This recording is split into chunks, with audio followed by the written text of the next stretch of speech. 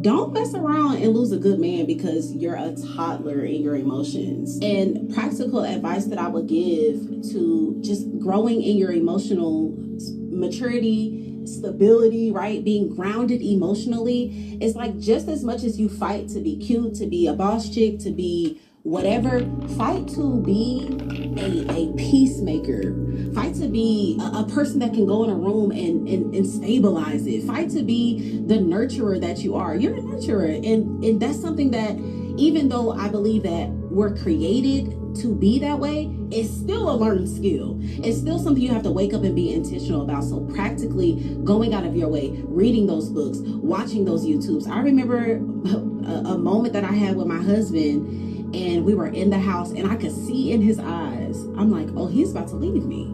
This is a wrap. Like, he's gone. He's tired of me emasculating him. He's tired of my inability to just shut up and like hear his point and not cut him off. And when I saw that look in his eyes, I said, wait a minute. You two, it's a woman that will hop over me to get to you. Let me get this together. And so practically just literally getting up and, okay, why am I this way? Oh, I saw my mama do this. Okay, let me break this generational thing. Man, let me say, call halal la Yahweh, Bahashim, Yahweh Shai, Bahashim, Rakah, Kodash. Double honors to my apostles, elder bishops here in Great Millstone who rule well. Salutations to the Lord's hopeful elect scattered abroad. I'm the brother Taz of War from the GMS New Jersey camp, here with you with a quick lesson, quick video. You heard it. All right. This is music that sounds of the kingdom, you know. And for us brothers that been in the faith, you know, that's been striving, been enduring, you brothers know, you know. All right. And what she said was all truth, fact, and how women should operate. But unfortunately, the women that we deal with, they don't operate this way. They don't think this way. They don't vibrate this way. The Lord is not in their mind this way. So what that means, us brothers, you gotta guard your spirit. All right, keep a defense. You know, be a soldier. You know, being a soldier in Yahweh Shai is solidary, solo, not giving too much trust, not leaning upon. Because I say that to say this, what we spoke in camp earlier, is that the real reality of things, the reality of it is, you know, a man desire a woman, he shall not be alone, as the scriptures say. A woman is under her father or her husband. So we are designed to be together. But because of the curses of Yahweh Bashim Yahweh Shai put upon us as a soldier of Yahweh Bashim Yahweh Shai, what do? You know, you shackle up and you give your heart to a woman. Look, you're going to go through the ringer and you're going to find out that when she don't honor you, you have no authority over her. Technically, she not yours because you didn't take her virginity. You know, we're rehearsing the righteous acts of the law. And like Elder Apostle Tahar said, that, you know, keep in my mind, you just playing house. All right. You're playing house.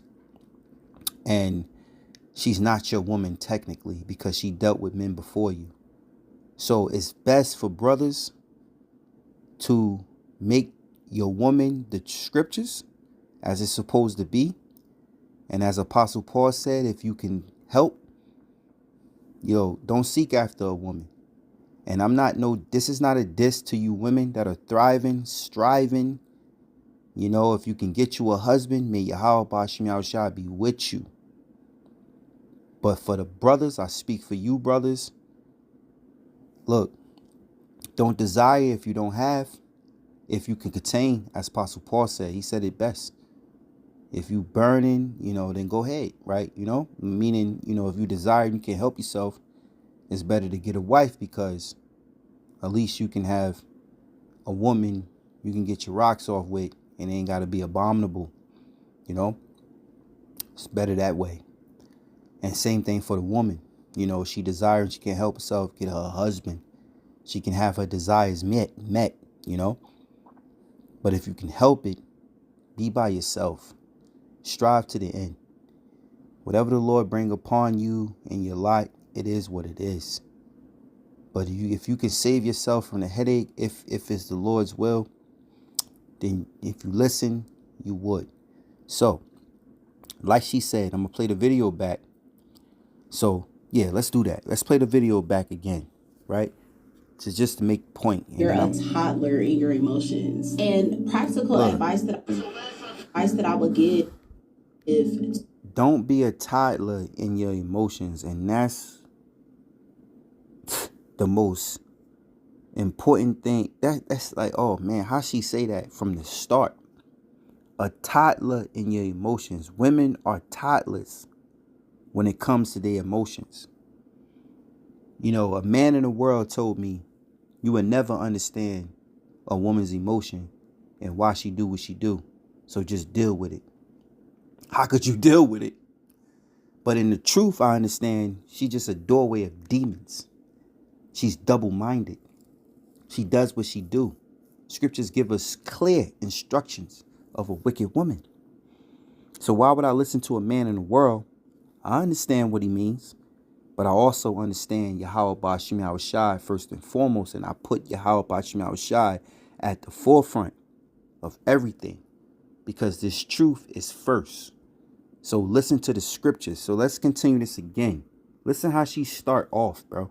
Around and lose a good man because you're a toddler in your emotions. Toddler in your emotions, bro. Salakia. I might be exaggerating this point, but this point is very meaningful to what the problem is. A toddler in your emotions. Women are toddlers. They're children when it comes to emotions, man. It's like your wife is your daughter. Your wife is your daughter. You get on, fuck is wrong with you? When your wife's supposed to be a woman, a servant. She's supposed to know better. So let's continue. Practical advice that I would give to just growing in your emotional maturity, stability, right? Being grounded emotionally. Oh my God. Grounded emotionally. Control your emotions as a woman. You can't find women like this. You can't. Hey, Salakia brothers, I'm going to keep it real with you, man. I'm going through it right now, man. All right? And as you know the spirit, all right? But, hey, I hope I can edify those of the hopeful elect. May my testimony, may my experience be helpful for you. All right? The apostles, elder bishops, always give us the ground, always give us the truth. And we hear, we understand. But as a man, you go through your own trials also. And it's up to you to get through it. If you can get through it. The Lord don't give what you can't handle. All right? So bear with me. Work with me.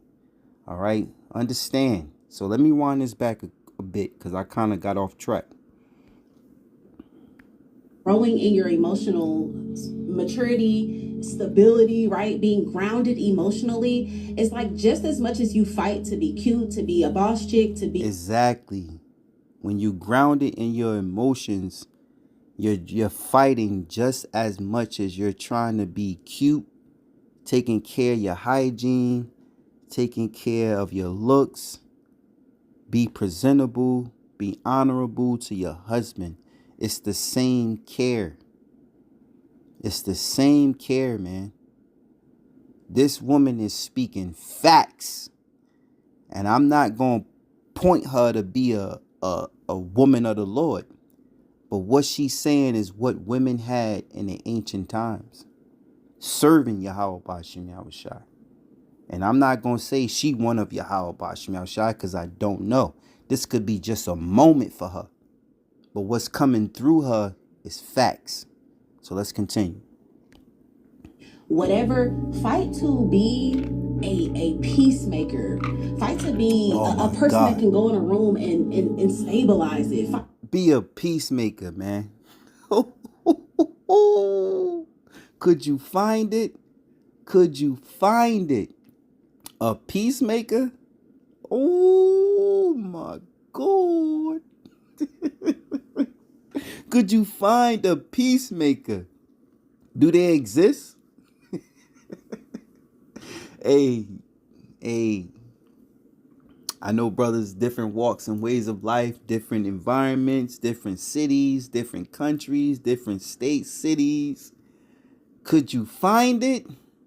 Could you find it? A peacemaker from a woman? Be the nurturer that you are. You're a nurturer, and that's something that exactly. A woman is a female, which is a nurturer by nature. You know, like I told my sons, for what they experienced with me. You know, you get a woman, you know, the household, the wife, the woman is a feminine. She cleans, she cooks, she wants affection, she wants attention. She's a caregiver.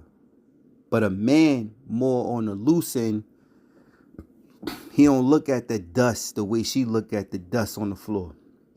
A man see dirt on the floor, if he see it, he get it up. But women see dust and dirt on the floor that a man don't see because we're designed different. Okay? It's only right for her to play that position because a man's talent is more so outside of the house, not inside of the house. You know, so when you get you a house, you get you a woman, you get you a home.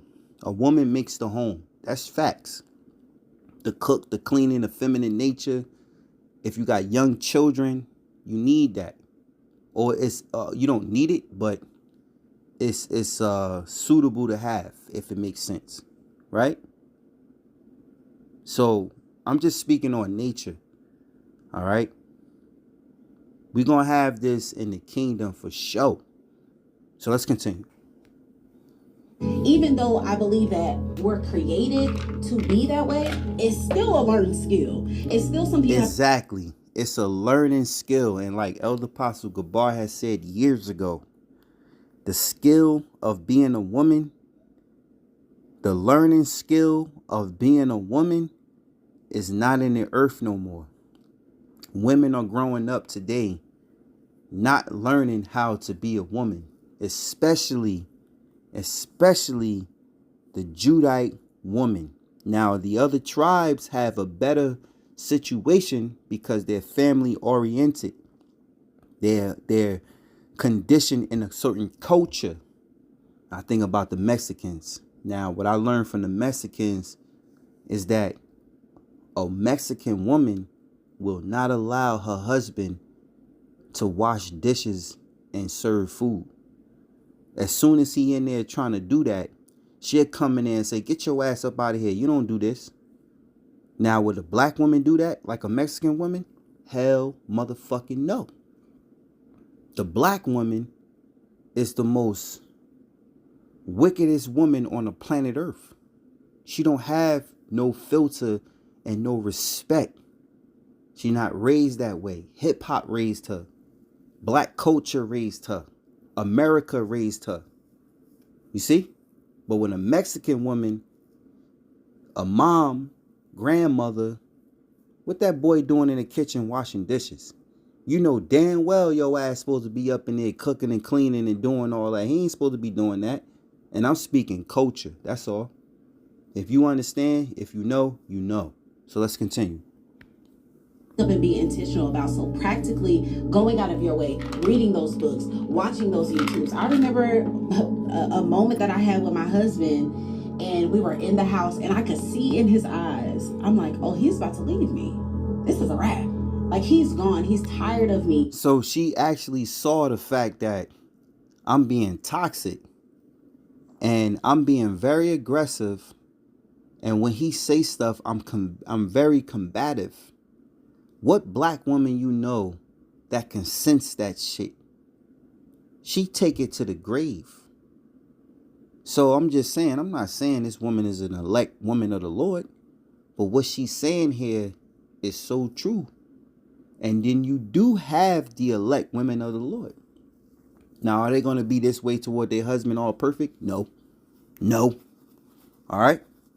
But what she's saying is factual. What black woman you know, because she's a black woman, light-skinned black woman, Judite, look like, is going to acknowledge the fact that she's being toxic.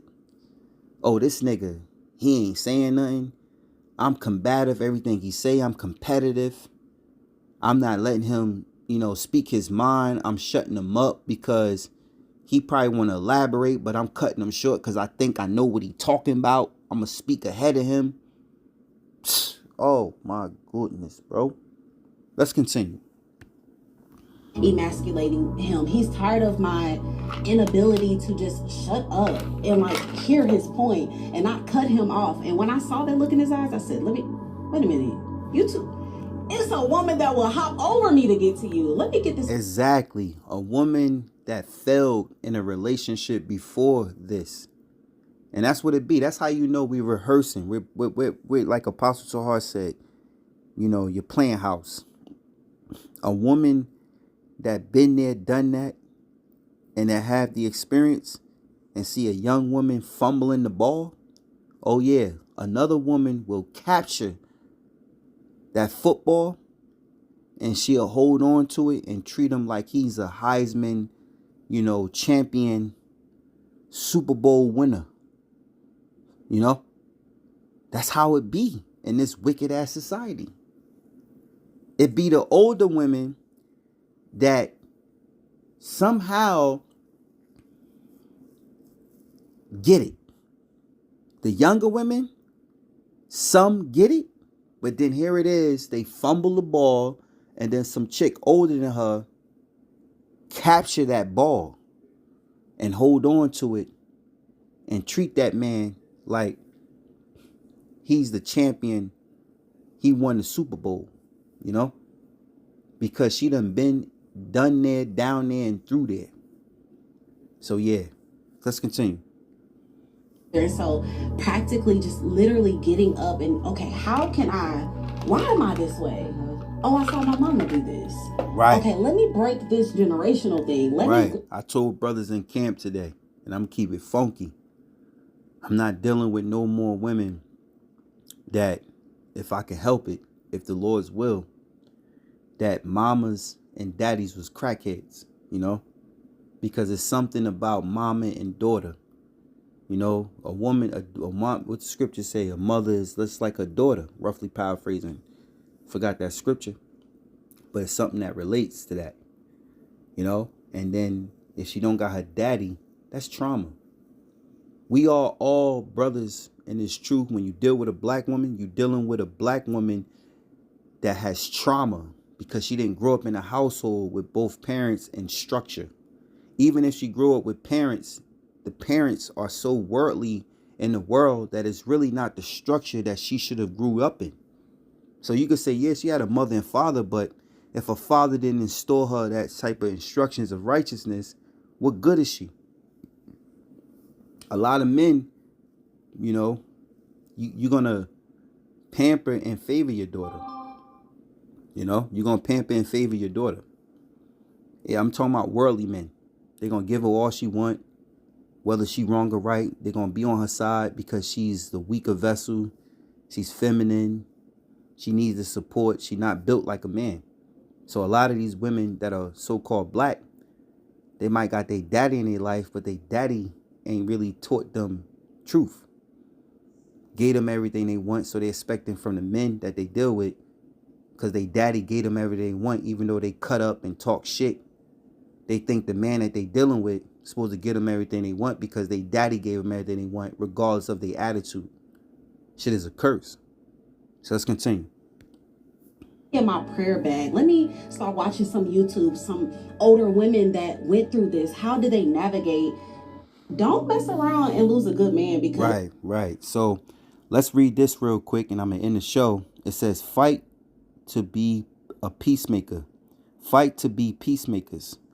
It says it means to actively and deliberately work toward peace, even when it requires effort and can be challenging. So be a peacemaker. So if you sisters are listening, and you watching the lesson to be edified, to help you in your spirit, be a peacemaker. Don't be no drunk demon and causing all the trouble, because the trouble that you cause is going to come upon you. You're not exempt for casting evil upon others. When you drunk and when you wilding and you prideful, the evil that you cause is going to double the evil that's going to come upon you. So it says, fight to be peacemakers means to actively and deliberately work toward peace, even when it requires effort and can be challenging. Essentially, stating that actively, it